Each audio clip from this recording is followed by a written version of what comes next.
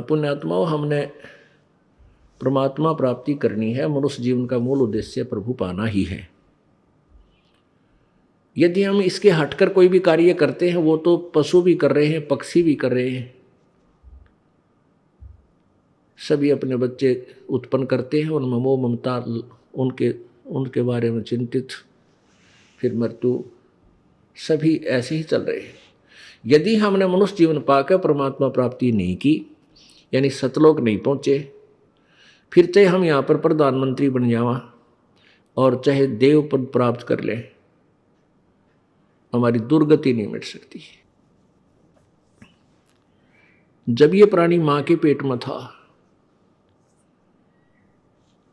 मां के गर्भ में जब प्राणी होता है, इसको पता होता है, जीव को, मानव शरीरधारी प्राणी को मां के गर्भ में होता है, तो इसको पता होता है कि अब तेरी आगे चल के क्या दुर्गति होगी,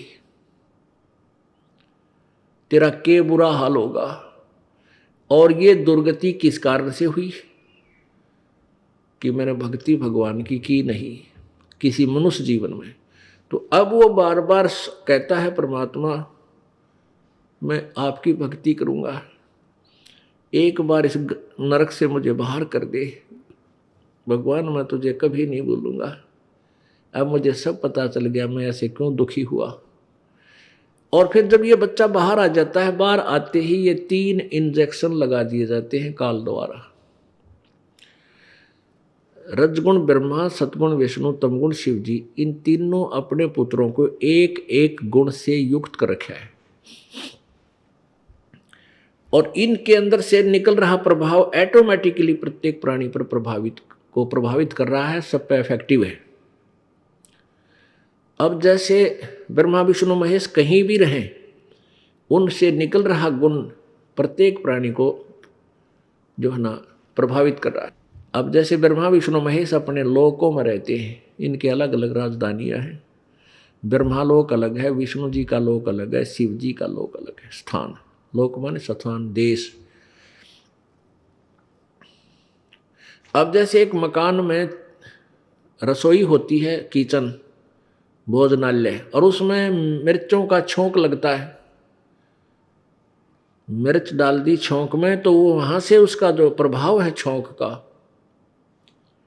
उस मिर्चों का प्रभाव ने जाकर उस मकान के अन्य कक्षों में बैठे हुए व्यक्तियों को भी प्रभावित किया, उनको छींकें आने लगी। जबकि मूल वस्तु रसोई में है, उससे निकला हुआ गुण कहाँ पहुंच गया, वहां जाकर प्रभावित किया। ऐसे ही ब्रह्मा विष्णु महेश अपने मूल स्थान, अपने राजधानियों में रहते हैं, और उनसे निकल रहे ये गुण आप जी को, तीनों लोकों के प्राणियों को, जैसे पाताल लोक, पृथ्वी लोक और स्वर्ग लोक के प्राणियों को प्रभावित कर रहे हैं।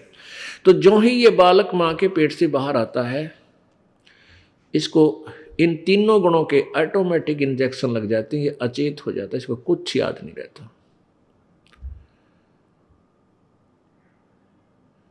फिर इसको नए सिरे से यहाँ का ज्ञान कराया जाता है। ये तेरा बाप पिता है, ये तेरी माँ है, ये तेरा भाई, ये बहन, ये चाचा ताऊ चाची मामा फूफी, ये सब उसको नए सिरे से फिर क ख ग घ ABC, ये नए सिरे से इसमें फीड की जाती है। और फिर ये कहता है, जब ये शरीर छोड़कर जाता है तो परमात्मा के दरबार में जब इससे अकाउंट लिया जाता है, तो ये क्या कहता है, भगवान मेरे को पता नहीं लगा,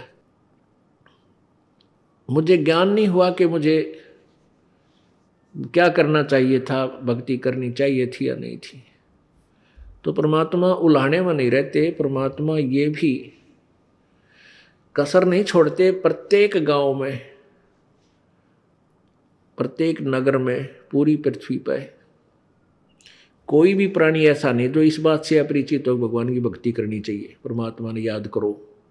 यानी किसी ना किसी के मुख से उसने अवश्य कहा है भगवान की भक्ति करनी चाहिए, परमात्मा ने याद करवाई। कोई गलती करता है, पाप कर रहा है, भाई भगवान से डर, मालिक ने याद करे। यानी इस तरह की प्रेरणा प्रत्येक प्राणी तक मालिक ने पहुंचा रखी होती है।